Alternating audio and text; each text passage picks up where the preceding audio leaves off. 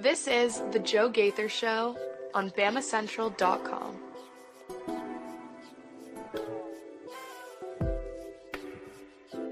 Good morning, Tuscaloosa. Good morning, Tuscaloosa, Internet world, West Alabama. How we doing today on a Monday? It's a Victory Monday. It's the Joe Gaither Show on Bama Central, BamaCentral.com. Hope you and yours are doing well. I'm Joe Gaither, live in the Derek Daniels State Farm Studios, hanging out with our man Theo Fernandez. Follow Theo Fernandez at Theo Fernandez __ on the Twitter machine. Call Derek Daniel for all of your insurance needs, home, life, auto insurance needs at 205-758-3391. Red Lane and Bobby are upstairs waiting to take your phone call, talk about all your insurance needs. Give them a call today. They'll give you a very fast auto insurance quote. So we appreciate being back in our studios. It took me a minute to get set up today. It's totally my fault, not Theo's this time. But we are live and rolling. The show is proudly presented by Strength Roofing and Siding. If you need some peace of mind, if you need to make sure that your roof is up to speed, call Zach Guffey at 205-858-9050. They're backed by 45 years of work. They can get you covered all over Alabama and Mississippi. So we appreciate Strength Roofing and Siding for sponsoring the program as well. You know, it's severe weather season, starting to get, cold. You want to make sure you have the siding all right, the roof all right. You don't need to be having wind, snow. It's actually cold today. Creeping into the house. Make sure you call Strength Roofing and Siding at 205-858-9050. We're going to have a lot of fun breaking down Alabama and Tennessee this past weekend. Alabama beating Tennessee 37-20. You see a lot of my Tennessee buddies on the interweb saying, oh, the refs. Well, I don't think the guys in stripes caused a 99-yard pick six.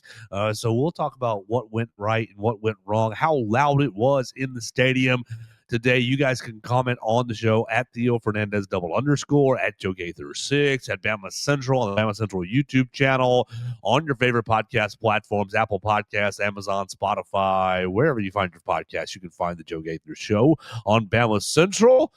Good morning, Theo. How we doing today, sir? I'm doing great today, Joe. Honestly, good morning. We're gonna pretend that no football was played on Sunday. Why not? We won. Bears won. They canceled the slate of NFL games, I believe. So I don't think they played anything. Oh wow! Well, I wasted 3 hours then watching the Bears beat the Saints. Yeah, none of those results actually count. So we're just fully focusing on the Saturday action today. And what a win for the Crimson Tide over Tennessee! Absolutely. You were in the student section. How loud was it as Xavier Brown runs down the sidelines and to y'all? Ran to y'all. He did run away from us. Oh yeah, I guess I'm turned around in the stadium. You're right. He did run around. He did run away from y'all. Y'all are to my left. He went left to right. Right. But I mean, we were right there when he made the pick, and I like to think that I'm impressed. I'm proud of the student section for being that loud during the play. Tennessee coming in with a new play call, as Will Miller reported on that after that timeout, and we were loud. They were out of rhythm. They had to throw that football, and man, I didn't think I would ever hear anything as loud as the Ryan Williams touchdown last year. And I'm not saying that this was definitely louder.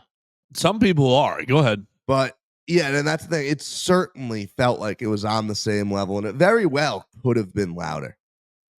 I don't know. They were both just moments of pure jubilation. I don't know if I've ever been just as felt a feeling of straight joy like I did during that interception in any football game.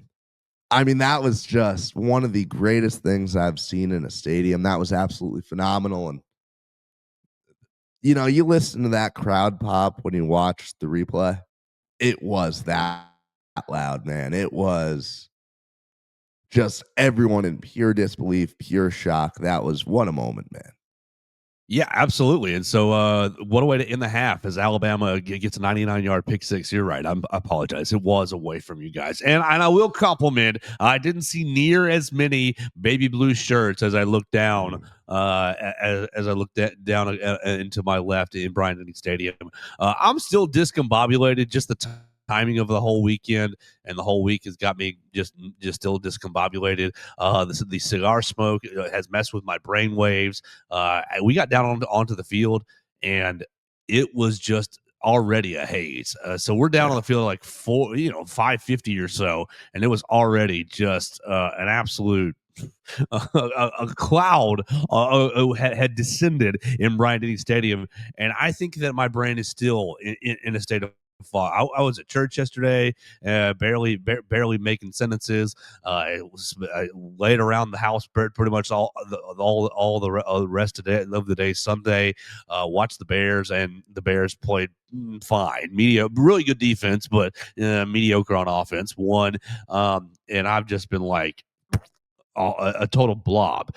So a huge game on Saturday, winning 37-20. Let's get the show started by going to the voicemail line. That'll be a really easy way to kind of get this thing cranked up. I've got a voicemail from Dax and from Robert. We can get them both. Dax has probably got some questions and some celebrations. I know Robert texted me. He's got a question for the show as well. That'll lead us off, and then we can get into maybe what went right, what went wrong for Alabama, biggest observations. James Smith playing pretty well. Yancey Pierre's huge game. Ryan Williams. I had somebody in the press room afterwards say best game in an Alabama uniform, and I said, "Whoa, buddy."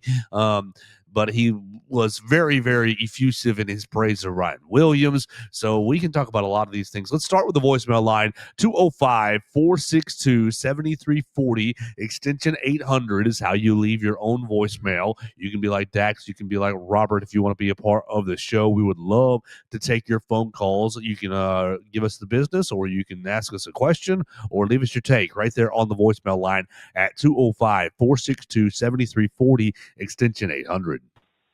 Roll Tide. Smoke 'em if you got 'em. We handled Tennessee with almost relative ease. Woo! I'm going to be honest, our run game needs some work. Because holy crap, we cannot run the ball to save our lives. You know what? It's fine. We got Daniel Hill. Daniel Hill showed out tonight. When he went in the game, we started getting chunk plays for runs. And I'll Daniel Hill, thank you. Honestly, that's probably because Tennessee's defense. The stinky Vols, not Tennessee, the stinky Volunteers defense was tired by the time Daniel Hill got in. But you know what? It's whatever. Ty Simpson continues the Theismann campaign. Thank you, Ty Simpson. Ryan Williams is back, grabbing some crazy catches. That boy caught some crazy balls tonight. Thank you, Ryan Williams. And our offense was as efficient as it could have been, aside from 2 or 3 drives. You know what? But it don't matter. We beat them 37-20. The stinky balls went down tonight, brother. Roll Tide. Oh, I'm so proud of our boys. We took care of Tennessee. Thank you, Kalen DeBoer and the Black Cootie of Death. Kane Womack. I love you, Kane Womack. I still need some time, but, you know, I love you, Kane Womack. We cannot defend against the run to save our lives, man. And honestly, whenever Joey Aguilar passed the ball, he was passing it to a wide-open receiver. I don't know how the heck they only scored 20 points, but you know what? It's fine. We beat them 37-20. So, screw you, Tennessee. Roll Tide. Good morning, guys. Okay, all right. Let's start with Robert, or let's start with Dax's before we get to Robert. Couldn't run the ball is absolutely right. Couldn't run the ball is absolutely right from Dax. As Alabama only rushed, 120 rushing yards on the night, 120 rushing yards on the evening. You went Jam Miller 12 carries, 15 yards. 12 carries, 15 yards on the whole night. You were helped on this rushing total by Jeremy Bernard, 4 carries, 49 yards, and all those were basically backwards laterals. You had Ryan Williams, 1 carry, 16 yards on the reverse, basically on the first touchdown drive, and Ty Simpson, 5 carries, 8 yards. Kevin Riley, 3 carries, -3 yards. This Alabama rushing attack is stinky bad. Yes, it is not good. And Joe, if you had told me at the beginning of the season that we would have this much trouble running the football, I would in no way think it would be possible for the offense to be this productive, right? Like, it just did not. We would not able to comprehend the level at which Ty Simpson would be playing. But then you also look at it and you think, okay, all it takes is one game where Ty can't play superhuman. Right? Yeah, exactly. And that's all it takes. One game where he's just average Ty Simpson, missing a couple throws. Any team can beat Alabama. And I fully believe that because the running game is not a consistent threat. It's not something you have to game plan for. And it remains one of the biggest disappointments on this team. The offensive line struggles with penetration, struggles with blitzes from the second level, struggles with aggression. I think if you were playing straight up, then this offensive line's okay in the running game. You're still rotating guys on the offensive line at an absurd rate. You started this past week with Jaden Roberts and Michael Carroll on the right side. They only lasted about a drive and a half before Wilkin Formby came in, and it's not like it's not like those guys were dominant and then Wilkin came in and everything went bad. You had Gino Vandermark started on the left guard in place of Cam Dewberry. Cam came in. William Sanders came in at left guard. You had several. 3 left guards. You ended up playing 2 right guards right on the day. Just not good generating anything from the offensive line standpoint. If you've got guys coming from the second level aggressively, you can't. The offensive line can't pick them up. And Jam just looked at his drive chart. 2 of his 12 yards. Two of his 12 carries went for no gain. 2 of his 12 carries for no gain, and 1 went for 2 of his 12 carries went for negative yardage, with 1 going for no gain. Rush up the middle, loss of 3. Rush up the middle, gain of 1, gain of 2. Gain of 5. There you go. That might be your biggest rush of the night. Gain of 1, actually, and then gain of 1 yard touchdown. That was a sexy play call. Honestly, you had Tennessee off balance right there. Gain of 2, loss of 5, rush to the right, no gain. Gain of 3, rush to the left for gain of 6. So there's your longest carry, 6 yards. Rush to the middle, gain of 2. Jam Miller, your longest rush of the night, 6 yards, and this is coming. That's coming in the third quarter. Just not good. -5 and -3 are your 2 negative yard rushes. And then you also had, and so how many? 1, 2, 3. 3 of his 12 carries went for 1 yard. It's not good. It's not good. Now, Daniel Hill, he did talk about Daniel Hill in that in his voicemail. You can call the voicemail line at 205-462-7340 extension 800. Daniel Hill, 5 yards, 10 yards, 13 yards, -1, 4-yard touchdown, 3 yards, and 0. So he had 7 carries for 34 yards and the touchdown. Now, and his longest rush was 13 yards. So your longest running back carry, 13 yards. Kevin Riley, 3 carries, -2 yards. So your 3 carries, Mr. Kevin Riley, went for -2, 0, and 0. Man, Alabama is averaging just over 125 rush yards per game. Right. And you've got you're probably looking at NCAA. Is that what you're looking at? Or SEC, the whole, yeah. Right. Can we take out, what was it, 273 against ULM? Like, I don't give a rip about what you ran against ULM. Look at these Power 4 games with Alabama. You went 120 this past week against Georgia. I know you did okay against. Let's see. Okay, now I got to pull it up. Excuse me. 120 against Tennessee. 120 against Tennessee, Missouri, open new tab, Vandy, Georgia. We'll even look at Wisconsin. Let's just look at the Power 4 games, right? Tennessee 120. Missouri, you rush for 125. Amazing. Super amazing. Unbelievable. Vandy was like 146, wasn't it? Yes, Vandy 146 off the top of the dome. Georgia was 117. 117. This is terrible. Wisconsin was under 100, wasn't it? Wisconsin was 72. Was rough, yeah. And then Florida State was like 80 something, wasn't it? Florida State was 87. 87, 72, 117, 146 against Vandy, 125, and 120 in your Power 4 games. And Joe, I went back and I ran the numbers while we were trying to find, okay, when's the last time Alabama's had a worse run game than that? Excuse me. 2006, the Crimson Tide averaged 123 yards per game. You have to go before the whole Saban era. The next closest was 2021. The Tide averaged 150 rush yards per game, and as we all know, that wasn't a team that particularly needed to run the ball all that much. I mean, it is disappointing, and we talked a bunch over the summer about, how much of the team's identity would involve running the football. I don't think anyone expected it to be this big of a problem. I'm still pretty shocked by this, We talked about, look at like Richard Young, look at how good this guy is, and he could break out. And we talked about all these players, but at the end of the day, we did not expect, at least I did not expect, the offensive line on the inside to just be playing like this.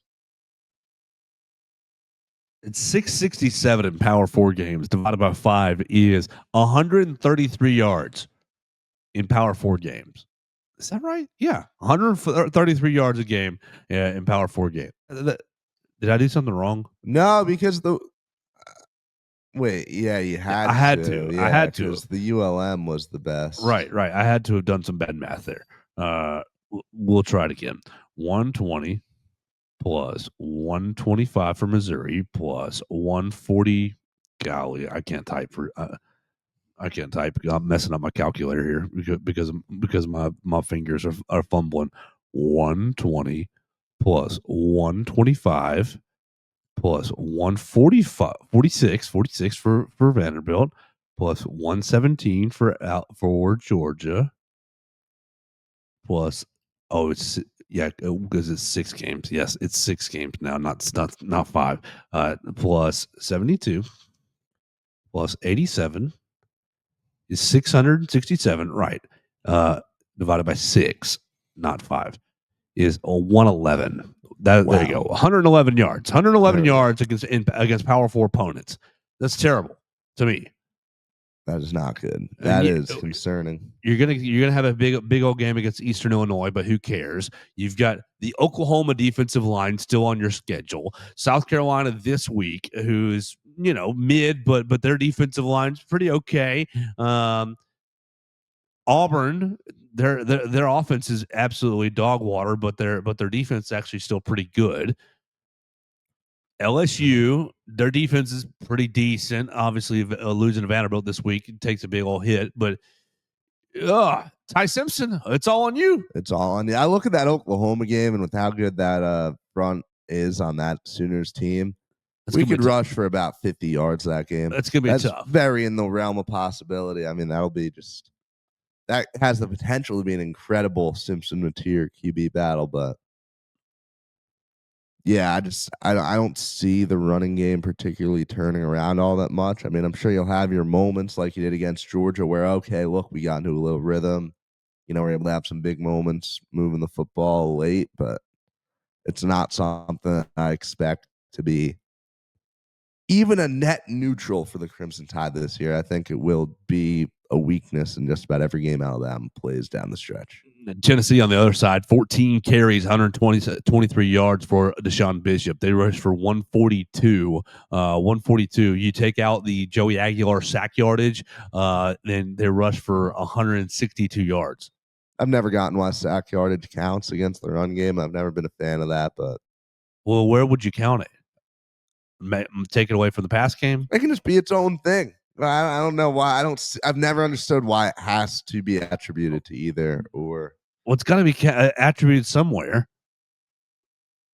Because the NFL, they don't even like their NFL doesn't take it out of the rush yardage, but they don't really take it out of the pass yardage either. Yeah, and do they? you shouldn't. They used to take it out of the pass yardage, and I'm pretty sure they corrected or fixed that. And why can't it be its own thing? Why can't you can have your pass yards, you can have your rush yards, and then you can have your total yards on the day. I don't see why you have to bundle the sacks into any particular thing. That's another discussion, but disappointed in the run game as we should be. Not good running the football, but Daniel Hill late in the game getting it going. I do think that Daniel Hill you saw closer to the Daniel Hill that we were all expecting in the summertime. Obviously, still dealing with little injuries in the preseason, starting to get healthier. I'll steal a little credit because I did have him as a wild card mention. I think. Well, Justin Jefferson didn't really stand out, but I was pretty happy with my 3 picks of Jefferson, James Smith, and Caden Proctor with my wild card of Daniel Hill. Henry definitely dominated though. Got to give him some credit. Henry Sklar dominated the 3 players to watch, taking Yanzi Pierre, 3 sacks for Yanzi, taking Ryan Williams. I don't even know who his third one was. I can't remember who his third one was, but DJ Lee. Yeah, getting Dejon Lee. That's right. And I mean, you got the interception on the 2-point play, but he wasn't. I mean, he wasn't amazing outside of that. Joey Aguilar, to Dax's point, almost every time he dropped back, or especially early in the game, there was some wide open windows to throw to. He ended up with Chris Brazzell, 10 catches, 92 yards, and a touchdown on 16 targets for Brazzell. So Dejon Lee, okay. I mean, okay for a freshman. Give him a little. I mean, he was good for. I mean, he was C+. He was a C for me. Sounds fair, right? But Yanzi Pierre, A++. Yeah, I've learned my lesson. I will now be requesting to go first on every Football Friday and take the lowest hanging fruit every week so that I can get a shout out on Twitter during the game. No more Connor Talty picks for me. He said in the middle of the game, he's texting us, and Ryan's having a good game too. I was like, you don't get any credit for picking Ryan. You don't get any credit for picking Ryan. You don't get any credit for picking Ty Simpson. Like, there are some players that you just don't get credit for. Like, if they have a good game, good job. You didn't look stupid on your picks, but like, I'll give you credit for Yanzi Pierre because it's not like a deep cut, but you've got 11 starters on the defense, and you picked one of them, and your guy popped. So great. Joe, I want to take a quick second. Is Rusaw's job in jeopardy? No. I mean, if he really has been very, very good, Yanzi, what's his role look like when Russo comes back? Their role looks like getting every single one of them out there on third down. And there's a small chance that next year Quay Russo gets asked to, hey, brother, you want to play a little inside linebacker? I mean, I like the young inside linebackers, but if you can bump Quay from Wolf to inside backer, and you've got you're gonna have a lot of options with Quay because Quay can play Wolf. You're gonna give him some time to learn Bandit as well and inside linebacker. You're gonna get your money's worth out of Quay. I agree now, but at the same time, I also see if he doesn't want to move somewhere else, that's a guy that I could, in theory, see enter in the portal. Yeah, but I'd be pretty surprised. He and James Smith were high school teammates. He and James Smith both 5 stars right out of Carver Montgomery, right? I believe is what that was. And so I don't really see that. I don't really see that happening. Right. It's a guy you think would want to spend the rest of his career in Tuscaloosa. Yeah, why not? I hope that works out. I don't think that his path to playing time is diminished. And I mean, think back to a couple years ago. You had Will Anderson and Dallas Turner and Chris Braswell all playing off the edge. Just rotate them in. Just rotate them in. Hot, heavy rotation. You guys have no answer for what we're doing at Wolf.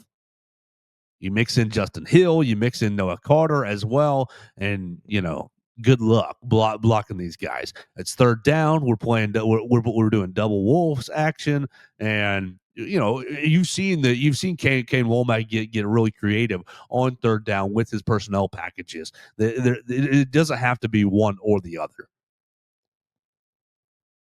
Yeah, and I agree. I think there's a lot of talent.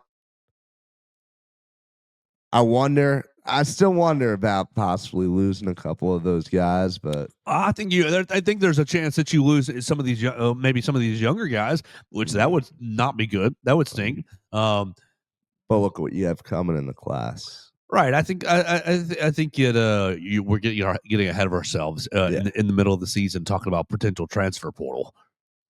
Potential losing their jobs, leaving the Tide. Well, we were just talking about that with the offensive line a couple weeks ago with the rotation. And I mean, I know you're saying like, oh, I think we might be doing this so guys don't leave. Yeah, for sure. I still stand by that. I still think that's a heavy reason why the offensive line is rotating a lot. And is it hurting the running game? Probably a little to a degree, but I also don't know. Like people have, it's so obvious the offensive line needs to be X or Y or Z. And I'm like, no, it's not really obvious to me. I think it's still obvious that Caden Proctor is the left tackle and Parker Brailsford's the center. But these other three spots, I don't really think that you could say, Jaden Roberts has played well when he's been in there and got to start again. And Wilkins had good moments at right tackle and bad moments at right tackle. You've had Michael Carroll, good moments at right tackle, bad moments at right tackle. Gino Vandermark, good moments at both the guard spots, bad moments same with Cam Newberry. Like they've been up and down. Everybody outside of Caden and Parker Brailsford has been up and down. And even Caden has been up and down early in the year. Mostly up over the past couple weeks. Yes, it's been since SEC play started, it's been a nice solid up arrow for Caden Proctor. So like outside of those two, I don't think it's that obvious who the best five offensive linemen are. So to circle back to the Wolves position, when Quay gets healthy, I think that you're just happy with the development of Yanzi Pierre because Yanzi was 5-star as well. 5-star, you follow high school in-state guy. I think that you were it was him and Keon Keeley who were like, oh, you got two 5-star edge rushers in the class. You're so good, blah, blah, blah. And both those guys have taken a long time to develop. Just a long time to find their footing and find their roles. And so if Yanzi has found his little role, found his niche, you're just happy about it. And you're going to rotate Yanzi and Quay Russaw in and out. And you're going to torture tackles for the next year and a half. Yeah. And it's hard to object to that statement, I'd say. I have not much more to add there. All right, let's keep going. Let's find Robert. Robert joined us on the voicemail line as well. To a wide open. Let's see. How far down was this? Good morning. There we go. Right there. Guys. Right there. Good morning, guys. What a wonderful weekend. What a wonderful morning. We finally got blessed rain Saturday night. Amen. The temperatures have finally dropped and cooled off, feeling like fall's in the air. Hillcrest lost, thank God. Tennessee lost. LSU lost. Auburn lost. I said, what a great weekend. And Bama won. I said, man, you can't get no better than this. But I got one question. What is it? People say we don't have a running game, but in the fourth quarter, we seem to get a little bit of one to help. But overall, I'm so sick and tired of seeing 1-yard runs, 2-yard runs. Is it Jam Miller? Is it the deep offensive line just cannot run block, but they seem to pass block pretty good? I mean, what's the issue? The sophomore guy from Meridian come in there, and he ran hard. But we seem to run more to the outside and got better results than all that on the inside. Can you just help me out here? What's the problem with the run game? Thanks, guys. Be good. Robert from Brookwood, we appreciate the call. You can join him on the voicemail line at 205-462-7340, extension 800. I think the offensive line is just not super athletic, is my take. I don't really think that they're like I think there's athleticism there, but in terms of an athletic offensive, I think you've got good power in a lot of ways, but I don't think your feet are that good across the board. I think Parker Brailsford's feet are really, really elite, but I don't know that everybody's feet are that nimble. And so you're not getting to the second level very well. You haven't gotten to the second level very well all year long. Vanderbilt, you're 146 when we looked at that. Vanderbilt, the Vanderbilt game, the Vanderbilt defense had wider gaps, played with wider splits, and were pretty much trying to defend the pass. Had the second level a little bit deeper, but when you crowd the line and when you hey man, you're blitzing the B gap, inside linebacker, you're blitzing the B gap. When you get penetration, the offensive line doesn't deal with penetration in the run game very well, and so I think Tennessee was shooting a lot of gaps and getting penetration in the run game from the second level, and thus you're taking you're taking the running backs off their tracks, and everything gets convoluted. And so late in the game, I think that Daniel Hill, a little bit more decisive, little bit kind of better eyes. I think the Jam has really good. I mean, plus Jam got concussed last week. Come on, so you're playing him off a concussion. I don't really know that I love that decision. Just from an analytics, I don't really know that I love that. I think I would have played Daniel Hill, but I don't know if Daniel Hill is ready to be 100, take the 100% load here, especially when you talk about pass blocking. So I think it's a combination of both the offensive line and the running backs not necessarily being elite. I do think that Daniel Hill has a higher ceiling to be elite. I think Daniel has a higher ceiling to be elite. I think AK Deer has a higher ceiling to be elite, but he's a daggone true freshman. So like you're worried about trusting him down in and down out. I think the offensive line is just not super athletic. They can play. I think they pass block pretty well because you're all backing up. You're all kind of diagnosing things. You're passing it off amongst you. But once you're going forward, trying to penetrate, trying to get to the second level, I think it becomes a problem, and it becomes maybe something that the offensive line struggles with. You think there's any real chance at this change in this season? No, I don't. I think 120 hard yards is probably what you're budgeting for. Yeah, and now this is where I want to kind of redirect it to. You know, Please. we gave our 3 keys for the game last week, and one of the ones that I gave for the Tennessee game that I think I will stand by for just about the rest of the season is just you have such a great pass offense. We know what you have there. Do not allow, quote unquote, trying to establish the run to affect your offense. Do not force it. I just think that as we enter this back half of the season and teams know what Alabama is as far as running the ball goes, you almost lose the ability to really establish the run because it's going to take, it's going to take an ability to run the football that I don't know that this team has. And I just think that I would not be opposed to Alabama really going away from almost just fully turning their back on the running game at times. As crazy as that sounds, like, I think you have to, they're down in distances where it makes a lot of sense, but I just don't trust us to be able, we can set up second and short. We can set up third and short by running the ball. I don't know if that's something this team will ever be able to do this year. Well, let's look back. Let's look back to 2023 because this is the last time that Ryan Grubb and Kalen DeBoer were together at Washington. What do you think that they averaged in that undefeated season, rushing the football with Michael Penix, and they had great wide receivers, Roma Dunze, Chris Polk. They had great wide receivers, right? There was one more. Hold on. There was one more. I've got it right here. It's Jalen Polk and Jalen McMillan was the other wide receiver that was really, really talented. Obviously, Jeremy was on that team. But you had a running back, Dylan Johnson, who had 16 touchdowns in the game or in the season. What do you think they averaged per game? I guess 145. How about 118? Wow.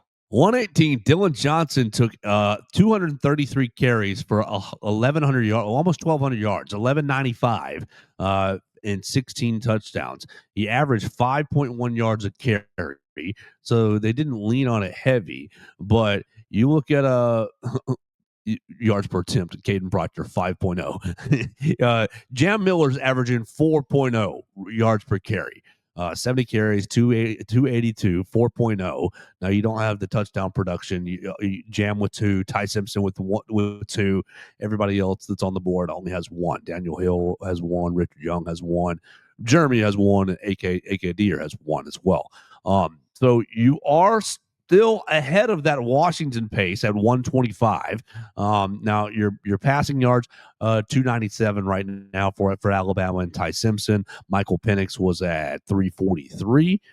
So little better. SEC versus Pac-12. Sure, a little bit of that. But I wonder if if this is something that just doesn't concern the coaching staff at all. Because for them, the balance, the ratio is right in line with what they're used to, right in line with what their goals are. I wonder if this is just, hey, we ran the ball in the fourth quarter when we needed to. We gave the ball to Daniel Hill. We grinded the game out and found a way to finish.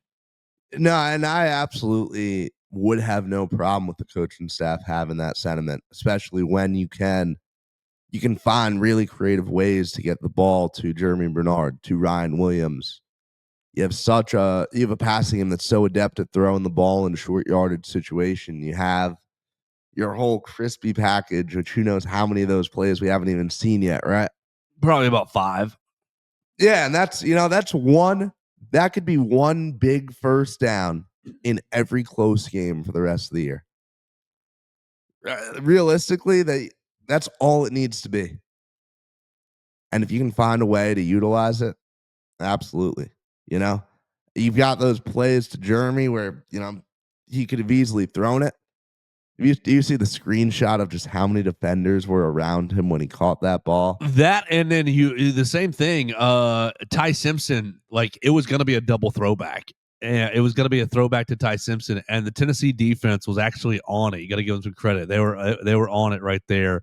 And man, I would have liked to have seen that play actually like developed. I would have liked to have seen what that had. Okay, so that's a rush of 7. That's at 102 in the third quarter. So I can watch that again because I've got the game pulled up on my screen right here. It was supposed to be a throwback to right here. It was supposed to be a throwback to Ty Simpson, which would have been so amazing. You're right. You're winning by 10, and you're trying to ice the game. This would have broke their back right here, right there. Golly, crazy. But exactly. Yeah. Back to the running game. I wonder if it's just us as what we've been used to. These coaching, the coaching staff is like, nah, we're fine. 125, we're fine. It's exactly what we need. We turn to it when we want to. Puts a lot of pressure on Ty Simpson. Puts a lot of pressure on the passing game as a whole. But geez, I don't love it. I'll say that. I wish that you had a little more. I just wish that you had a little more from the run game, a little more consistency. I agree, but like we said, as long as you're able to do it in the big situations, as long as you continue to have success in these kind of moments, hard to be that upset with the product out on the field. Yeah, for sure. So let's keep going here with the Tennessee game and the opposite side. The run defense, I mean, it just comes and goes. Yeah. it just comes and goes. It's like when it's really good, it is really good. When it's not good, it is coming and going. And I don't love that either, to be honest with you. You don't know what you're going to get on a game-to-game basis, really. And A play-to-play Play- basis, right? Because you're doing pretty well shutting them down, Tennessee, in the first half, and then Deshaun Bishop hits you with a 44-yarder just weaving all the way through you. Like, you don't have right now, you don't have very good coverage on the backside of these run plays. You're getting really good action, really good play, stopping the front side of the play. But these running backs, I mean, Ahmad Hardy, he got all his yards slipping out the backside of a play. Up frontside B gap, frontside C gap is clogged up. I'm just going to turn my head and cut it back because the flow is just flowing so hard that. I mean, and I guess you need it to slow up the initial part of the play, but golly, drives me absolutely nuts to see these running backs be able to cut their way through the back end of the backside of a defense. And some of this tackling is just atrocious, man. It is. You just look at some of the clips that we have of guys getting absolutely exposed. First of all, it makes for a horrible low light reel, but second of all, it's just not something that you can afford to do as a top team playing in these kind of games, knowing that you are going to be playing no shortage of teams that love to run the football. I mean, that's Auburn's entire offense. Auburn's watching this game, licking their lips right now, thinking, hey, if we can do this to Alabama, and get some of that Jordan Hare voodoo, we're right in there. And I know you don't like me bringing that up, Joe, but it's disappointing, and the defense has played good as a whole, but you just have some lapses, some plays, some sequences that really make no sense. Drive me absolutely nuts. Let me take a quick break and tell everybody about Strength Roofing and Siding. Then we'll come back and keep talking about this Alabama and Tennessee game.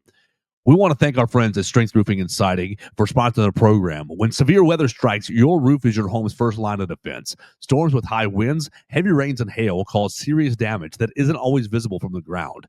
At Strength Roofing and Siding, we specialize in storm and hail damage roof repair and restoration across central Mississippi and Alabama, providing fast inspections, expert repairs, insurance claim support to help you recover quickly and protect your home.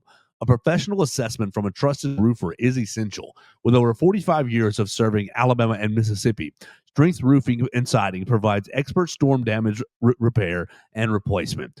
Call right now for your free no-risk assessment at 205-858-9050. You've heard Zach Guffey the last 2 weeks join us on the program. He's just a regular dude right here from Tuscaloosa. He would love to come out and see your roof, let you know what you need, let you know if you got any roof damage that you need to repair, and he'll walk you through the process of getting your roof repaired. So call him at 205-858-9050. It's Strength Roofing and Siding, serving Tuscaloosa, serving the greater Alabama and Mississippi areas. So give them a call wherever you're listening to this program at 205-858-9050. Strength Roofing and Siding. And, of course, we do want to thank our friends, Derek Daniel, State Farm. He's upstairs right now. Call him at 205-758-3391 for all of your home, life, auto insurance needs. You all need good auto insurance. You need good life insurance. If you got anybody in your life that you care about, you need great homeowners insurance. And, look, the homeowners insurance can work hand in hand with Strength Roofing and Siding. You need to make sure that you're properly taken care of. All your stuff's properly taken care of. Call Derek Daniel today at 205-758-3391. All right, Theo, where do you want to take the rest of this program? We're at 44. We need to go a little bit longer. There's a lot more we can get into with this Tennessee game. Do you want to tell everybody what kind of cigar you smoked? Are you a Swisher Sweet guy, or do you get something actually legitimate? You want to tell everybody about Xavier Brown some more, because that was absolutely wild. Give credit to the defense. I mean, look, without the defense, I mean, everybody wants to talk about this Kane Wommack defense. We went right back to 3 minutes ago about the rush defense. It was not very good, and it wasn't really. But you take the defense away, You just wash it out. You take the defensive big plays away. You've got the Xavier Browns. It's a pick six, 99 yards. That's 7 points. You take you take Yancey Pierre's basically sack. It ended up being an intentional grounding, but it counts as a sack. Intentional grounding in the end zone. That's 2 points. There's 9 right there. And then you take Tennessee. We're going for it. We're going for 2. We don't get it. Well, there's 1 point off the board. The defense is solely responsible for 10 points right there, a 10-point margin. And then at the end of the game, I mean, Tennessee's on the goal line at the end of the game. Tennessee's on the 5-yard line at the end of the game as the clock is running out. There's your 7 more points. There's your 17-point margin. You win 37-20. And look, I don't really think the offense was incredible. I thought the offense was fine enough, but the defense wins the ball game. Yeah, I mean, just look at that is a 14-point swing at the end of the half. Massive. Right? I mean, that is everything right there. That is Tennessee. It was what, 16-7 heading in there. And yeah, Tennessee would have made it a 2-point ball game. All of a sudden, you're leading by 16 after picking off that ball. I mean, that is just phenomenal. It's a play that exists fully in a vacuum, right? No effect on any of the stuff before it or after it due to the half coming. And that's just a winning football play, man. That is, and everyone played the Diggs clip in response to that. But, man, that was just phenomenal. And Xavier does deserve all the credit in the world, really. Really just continuing to – he is a great football player. He really is. He is everything that you want, Obviously, he's too small to match up on some of the bigger receivers sometimes. He does not matter. He is just. He's not that small. He's like 6'1". Yeah, but I don't think we were gonna. Yeah, I guess he's not that small. I don't know why that's where I chose to go with that take. That's okay. He's got some decent size. He's for a phenomenal football player, and you look at him having another year to develop. This is the guy that I absolutely see being a first-round NFL draft pick. He's on that trajectory, and think about it. I mean, this reminds me. Now kind of looking back, it makes me feel like last year's Georgia game where both the number 2s really, really stepped up. Now, obviously last year against Georgia, it was Ryan Williams with the superstar highlight play. But Xavier was really good in that game as well. Game-winning interception. This year, Ryan was really good. Xavier with obviously the superstar play, but both the number 2s on the offense and defensive side of the football.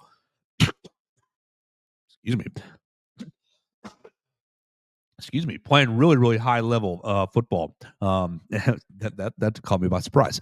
But I just think that I was very lucky to be in the stadium for both of the 99-yard plays. Trayvon Diggs absolutely breaking. Was Jarrett Garantano?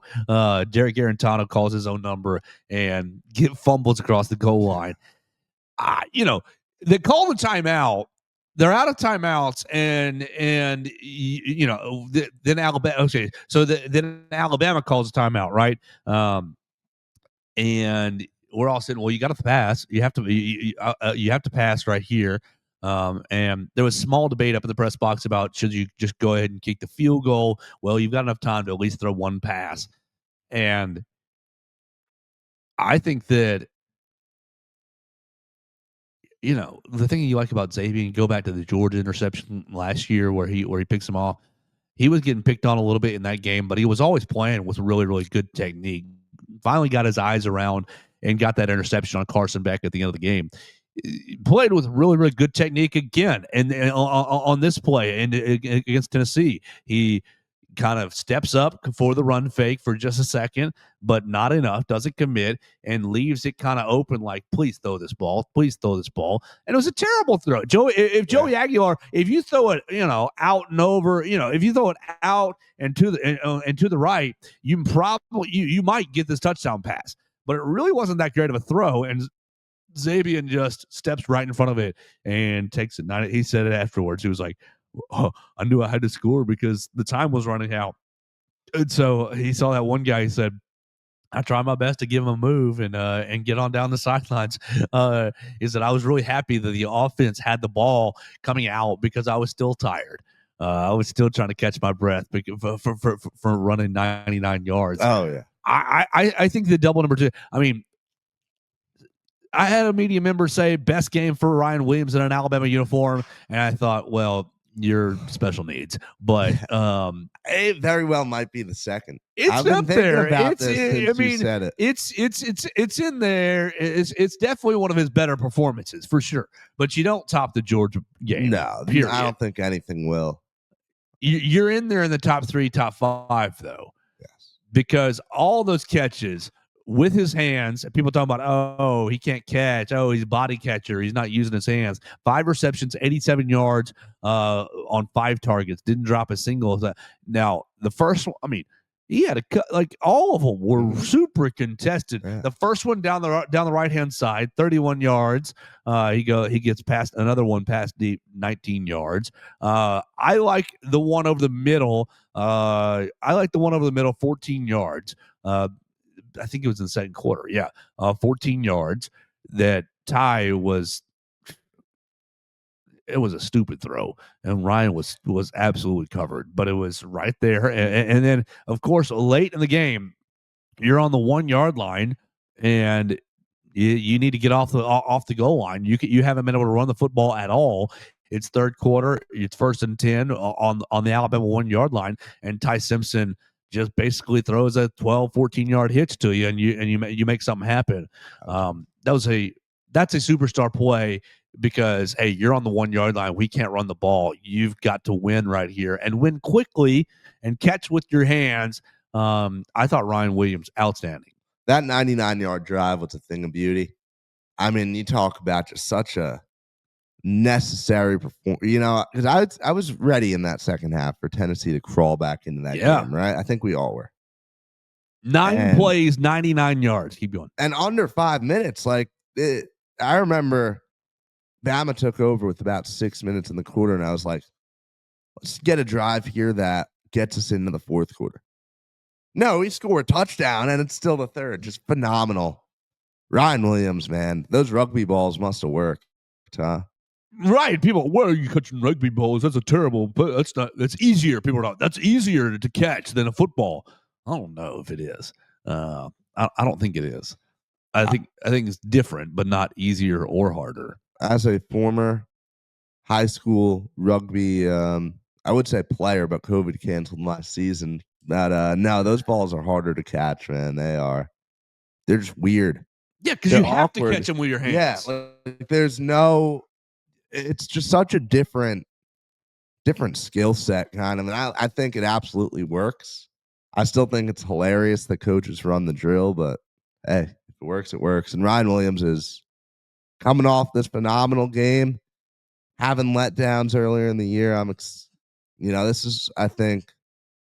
This seems like the point down the stretch of this season where he fully gets back on track. I'd expect multiple 100-yard performances, and I think he reestablishes himself as one of the superstars of college football heading into next year. Yeah, your wide receiver play right now for Alabama is absurd. I mean, Horton has 5 touchdowns, man, in 7 games. That's high impact. You could see that touchdown coming a mile away for Isaiah Horton on the first drive. The way the formation was kind of set up, and it was just a whip route. I'm going in. You guys are in man coverage, and I'm whipping right out. Ty with a good throw. The wide receiver play is just really, really, really, really good right now. Really good. And I remember hearing so much good stuff about Lazir Brooks over the summer and about, this guy's going to be an impact player. He's just so reliable right now, man. It's phenomenal. You look at the 3 catches, 39 yards.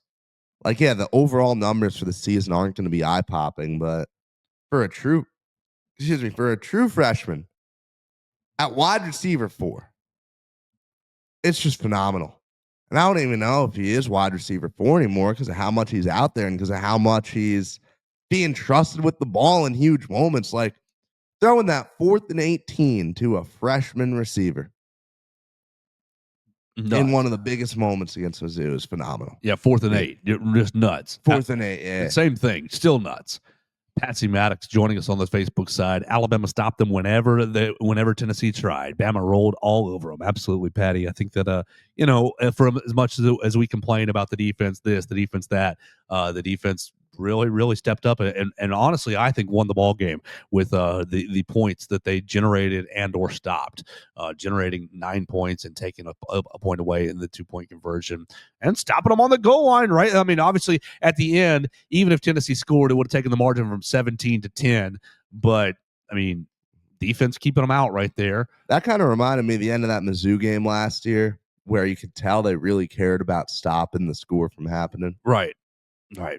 One complaint though, one big complaint for me, and maybe it's a complaint for you guys, but Alabama, you go into the locker room up 16, right? You're up 16. You get the ball coming out. And you look, if you got a drive right there in you, and you go from 16 to what's that plus that 23. Then the second, I mean, and yes, you were in the student section. You can tell me what time on the clock it was when you saw the first cigar get lit up. But you go from 16 to 23 right there instead of a 3 and out to open the daggum second half. 3 and out. Tennessee gets back in the game because they come right back down the field and score and stay in the game. Like, this is 2 weeks in a row now. Now you did better. You didn't have a sack fumble on the first play of the second half like you did at Missouri, but 3 and out. You go Jam Miller rush up the middle 2 yards. You go Jam Miller rush to the right, loss of 5 yards, and then Ty Simpson scramble 7 yards, punt, and then it's Deshaun Bishop 7 yards. It's Joey Aguilar pass for 12 yards to Braylon Staley. It's Joey Aguilar sacked. Okay, you're hanging in there. Deshaun Bishop 44-yard touchdown. 4 plays. So in 7 plays, in 8 if you count the punt. In 8 plays, you go from you're up 16. You have a chance to take this to 23 and really knife in the heart right then and there to, buckle your chin straps up. This is going to be a second half and it's going to be a game. Yeah. You got to find a way, like, because the first half, Alabama came right, same thing as Missouri and same thing as Georgia. You've got some weird dichotomy where you can only start one of these halves quickly. Against Vanderbilt, you don't start quickly. You go down, they throw an interception. They end up taking a touchdown 7-0 lead. But in the second half, you started really quickly, right? You got the stop and you started stretching the lead out. You started this game quickly, Tennessee. You got the stop right off rip on the first drive of the game. Tennessee goes 1-2. That's kickoff. Okay, it goes 1, 2, 3, 4, 4 and out. Right. They ended up punting. They go 3rd and 2. They get stopped. That James Smith and Deontay Lawson stop them. Punt and then straight down the field for Alabama. Alabama's up 7-0, and you pretty much are in control of the whole first half. You got a team down. Missouri last week, Tennessee this past week. You've got a team down on their backs. Like, figure out a way to step on their throats here. Can you generate a drive coming out of halftime, and whether that's on Ryan Grubb, play calling, whether it's on the offensive line, generating some rush? I mean, come on. You call 2 rushing plays and you go -3 yards right out of the half? Like, that's on you guys for not being ready to finish this thing. I don't know whether it's a mindset issue or whether it was a schematic issue, but like, you got to go finish this thing. You've got a team on there. Look, if Oklahoma is in here, if you're at Auburn, down at Auburn the last game of the year, and you've got a 7-point, 10-point, whatever, pick your margin, 9-point lead, you got to figure out a way to finish better. Yeah, absolutely. I mean, and you look, we already talked about just that miraculous pick 6. If that doesn't happen, even if they just kick the field goal, you're down after Tennessee scores that first touchdown in the third quarter, right? Like, as good as I think Alabama played, as relatively satisfied as I am with Alabama's performance, which is hard not to be after beating the 11th team in the country by that much. There were things in that game that made the score look bigger than it probably should have been. That should not have been a 17-point football game. And, Alabama very easily could have been forced into, a dogfight late. Like I kind of thought it would be, where Tennessee would have been in it, down the stretch. That game very well could have unfolded that way. Just nuts. So Alabama makes SEC history by beating Tennessee 37-20. You see Chuck Dunlap going out there, SEC Communications. First team in SEC history to beat 4 ranked opponents without an off week in between. Mhm. I had some buddies when the AP poll came out said, you can't seriously say Alabama's a top 5 team. And they're all stuck on the Florida State loss because of what Florida State's been doing, and Florida State losing to stand Yeah. perhaps. So Florida State, I don't even know what to say about them. I don't even know what to say about them anymore, because it's like that first game they did look like a really good team. Then they beat 2 high school teams and they haven't beaten anybody since. Yeah, they forgot that there were other games on the schedule. They thought they were just coming out for a 1-game season against Alabama. It's baffling, man. Wild, but you're stuck on the Florida State law. Oh, you can't say they're a top 5. They've won 6 games in a row. They beat 4 SEC opponents in a row, 4 ranked teams in a row. I think that you have to be really happy with the coaching staff and the team as a whole, the players as a whole, their response the first week, and the way that I think this team is starting to, or has started to, and has exhibited over the last 6 weeks, take every week in a life of its own. Yes. I feel like the program has really embodied and embraced 24-hour rule. We're celebrating this win, and boom, it's right back to work. And so today, when we're going into the Malmore Athletic Facility, I think that a lot of the attention, they'll answer the Tennessee questions, Kane Womack and Ryan Grubb, but I think a lot of the attention is on, hey, that's over with. It's South Carolina time. No, absolutely. I agree. And this feels like a game that 2024 Kalen DeBoer would find a way to lose, right?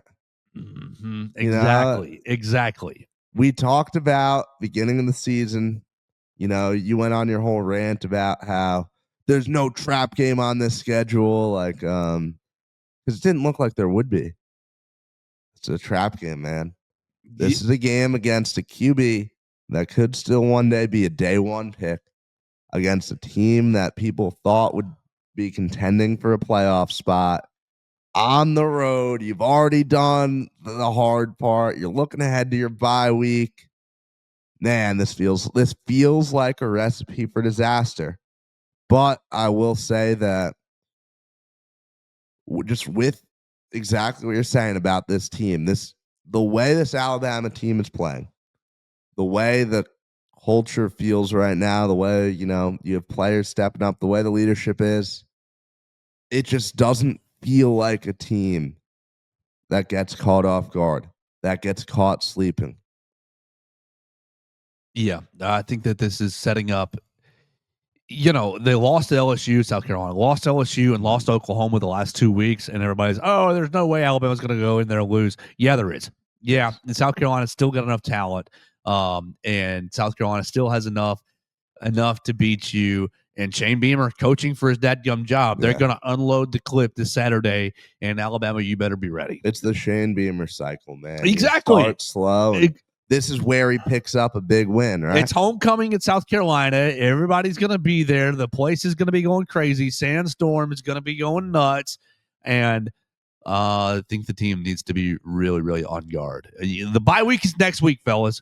The bye week is next week. Not this week. It's next week. You get Halloween. You get the weekend off next week. It's still business time this week because South Carolina is still got the tush, still got all. Look, you throw a few bomb shots to Nick Harbor, and you end up getting a Dylan Stewart sack fumble. You end up getting the right recipe. Like, it's not that crazy of a recipe. All the ingredients are still in the cupboard for South Carolina to throw some things together and whip up an upset. Absolutely. And you look at this Alabama team at this point in the season, right? You look at the resume. You look at the one loss. It's a bad loss. It's a bad loss, but hey, Notre Dame lost to NIU, right? Made the championship. The difference in the outlook on the season, on the stretch of games they just played, on the playoff odds, night and day different at 7-1 versus 6-2, man. Yes. I mean, yes. you come out and all of a sudden you have a bye week and it's like, guys, we need to win out. Versus you LSU, coast through. Oklahoma, Auburn. Yeah. Meanwhile, like you beat South Carolina, you just take care of business against a worse opponent, and it almost feels like smooth sailing, right? Not that it is, but like you feel It's a lot smoother. happier, man. It's easier sailing. As 1 of 2, maybe 1 of 1 undefeated SEC teams with a clear path to the championship game. Like you've done. It's a dang week-to-week league. Yeah, and like is. once you lose that first week to Florida State, you are really playing week to week. And so like we're sitting here, we're wrapping up the Tennessee game. We're about to get out of here for the day. But like you feel the excitement. Smoke your cigars, feel the excitement, and relish the 4-game winning streak in the league. The six games overall. You played 2 daggum high school teams in ULM and Wisconsin. Wisconsin's absolutely disgusting. They're awful. They're extremely awful. You beat 4 pretty good teams, I think. Georgia, I think, is a pretty daggum good team. Didn't punt a single time this past week against Ole Miss. You beat Vanderbilt, who really, really just punked LSU and tried to punk you guys, but you stood tall. You went to Missouri, who did you see Zion Young? Zion Young, like can look. Whatever needs to happen in the transfer portal, like, can we get that guy? Yes. He's there in overtime. He's like, it's go time, it's go time right now. It's like, it's time to end this bleep. It's time to get, and he is just yelling at these Auburn players at the midfield. And I'm thinking, heck yeah, brother, get him. And they end up winning, and he's just going nuts at the Auburn at the Auburn guys, and you beat that team. You dealt with the road environment. You dealt with the physicality of Ahmad Hardy. Look, they can't throw the ball with they're not really a great offense, but they've got a really great piece. They got a good defense, and you dealt with that. And now you've dealt with Tennessee, who has a pretty good offense, and you rode the storm, and your defense was able. Look, we talked about avoiding havoc plays as one of the big things. You had 1 fumble that was not even a fumble. That was terribly officiated. Like, the officials across the board are awful, but like, you dealt with that. You got the havoc play, the pick 6, the safety. You generated the turnovers. You generated 4 sacks, and so great, awesome. But it doesn't matter if you go to South Carolina and lose. All this stuff, though, this 6 weeks, it doesn't matter for anything. If you go to South Carolina and play like dog water. Like, if you go to South Carolina and you play sleepy little game, you still can't run the football. Ty Simpson ends up having a weird one. The offensive line doesn't pass protect. The defense doesn't. Let's what's his name? Rashul Faison, right? Isn't he the running back for South Carolina? You let Faison, be the metronome and take 4 yards at a time, and it's 3rd and 5. Well, Lenoris, you can't get him, because Lenoris is going to scramble around and either scramble for 7 yards, or he's going to find bomb shots to Nick Harbor. Like, the recipe's there, and it doesn't matter what you did over these 6 weeks. It does not, and it sucks because it's a very high risk, low reward game. Yes. It doesn't do anything for you if you win it. It's like, oh yeah, another win. But right, you beat South Carolina by 10 this week. So did Missouri. Did Vanderbilt. Everybody's so did everyone. Right. That's exactly right. They're going to say, well, you should have, and it doesn't matter. And South Carolina's no good anyways. And like, they're not. But Shane Beamer still right there. That can and I do not think very highly of Shane Beamer. But I do not either. They can still, special teams. The Alabama special teams not really great. It's still there. And hey, we remember just how weird that game was last year, man. That was one of the most miserable experiences I think I've had in Bryant-Denny. As, someone who's only seen one loss in that stadium, just watching, the onside kick and South Carolina hang around. And it was an 11 a.m. game, and I was still not fully recovered from the night before. And that was just not a place that anyone wanted to be. So I still have bad memories from that week last year. But, man, just take care of business. I'm sure you guys will be breaking that game down a lot. Theo, why don't you finish us up? Do you have any final thoughts on the Tennessee week, or do you want to go give us 2 minutes on the New York Football Giants? Yeah, it's my obligation as a New Yorker, man. NFL teams are 1,602-0 in games where they lead by 18 points or more with under 6 minutes to play. Well, now they're 1,602-1. 1,600 games. Do you know how many games that is? That's 100 seasons for a football team. And the Giants found a way to be the first one to ever lose a game like that. Brian Daboll is incompetent. He does not deserve to be a coach. I mean, why you let this guy stay and draft a QB is absolutely stunning. Now, it's awesome that the QB you chose happens to be a superstar, because Jackson Dart is incredible. Hey, I'm mad. I'm not mad at Jackson Dart. He threw one boneheaded pick, but hey, who doesn't? You led a great drive down the stretch to win the game. Hats off, Jackson Dart, Cam Scattaboo, all our players great. Shane Bowen is a moron. He is genuinely one of the worst defensive minds I've ever seen. How this guy ever got past the FCS college level is beyond me. He plays like someone plays Madden in the last minute of a game, because he allowed Dallas to tie the game, send it to overtime in the final stretch. You allow Denver to do the same thing, marching down the field, walking all over one of the best defenses in the league in 37 seconds. It's an absolute letdown by this team. And the absolute worst part about this, Joe Schoen, I think, deserves to stay at GM. I think he's done a phenomenal job the last couple of years building up a football team. But he just has some absolutely boneheaded moments where it's like, how do you keep this guy on? He's not capable. And one of those moments comes when you sign a guy who didn't even win the starting kicker job at Rutgers. He was a backup kicker at Rutgers, and you allow him to kick for your NFL team while keeping Younghoe Koo on the practice squad. This guy's missed 3 PATs in 2 weeks. He lost us this game this weekend. The Giants are the best 2-5 team I've ever seen. I mean, genuinely. I've seen a 2-5 Giants team just about every year watching football. Y'all's division stinks. Yeah. This is a team that should absolutely. Every year the NFC East division stinks, but somehow, some way, somebody comes out of it and looks good in the playoffs. No, the Giants should literally be 5-2 right now, man. A competently ran Giants team doesn't blow that lead against Dallas. Gets past New Orleans, which whatever. Rookie QB, that one, it's a loss. Okay. New Orleans stinks too. New Orleans stinks, yeah. But you committed 5 turnovers against them.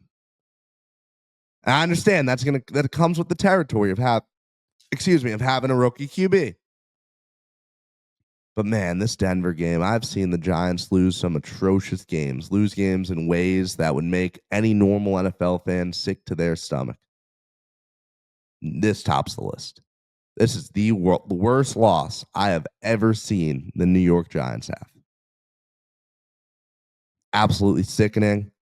But all things considered, hey, I mean, as long as we fire Daboll, as long as we fire Shane Bowen, I'm in the Billy Napier camp, at this point. I'm the Florida fan perspective where it's like, I want us to, I'm ready for us just to lose some games so we can fire the coach. Okay. I thought you were asking about hiring Billy Napier. No.